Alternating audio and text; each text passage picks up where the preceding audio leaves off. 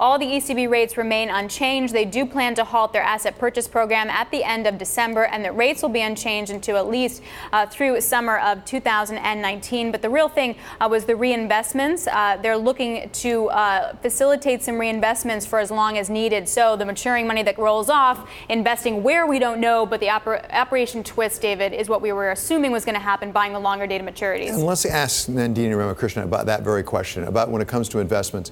How much of an indication could it be in the news conference itself about how confident Mario Draghi is that he's done his job? It was 6 years ago today he said we'll do whatever it takes. Did he do whatever it takes? And if he did, does that mean he doesn't have to worry about an Operation Twist?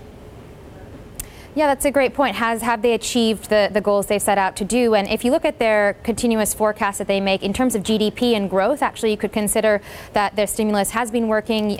Europe has been growing very nicely over the past few years in particular versus its history. So in that case, GDP-wise and some of the broader indicators, yes, inflation hasn't really been hitting the 2% ECB target. In fact, core inflation is so stubbornly around 1% in many economies in the Eurozone that you could argue that it hasn't necessarily hit the mark in that sense, which is why I think actually the ECB have done a great job separating the reduction of QE, acknowledging that QE is going to come to an end. Growth has been quite good and well supported, but inflation is still below target, and perhaps that's more linked with the interest rate decision, which will happen sometime next year. So disentangling those two elements of monetary policy with also those two macro indicators might be something he's going to continue to explain in the press conference. And on your point about the reinvestments, this will be something very interesting to watch. It could be, again, supportive of certain parts of the corporate credit market in Europe if it is pushed towards those directions of the CSPP rather than broad government bond reinvestment. But again, we'll have to wait and see how they explain that, maybe in this meeting or maybe in the next few meetings over the course of this year. So two-pronged question on yields.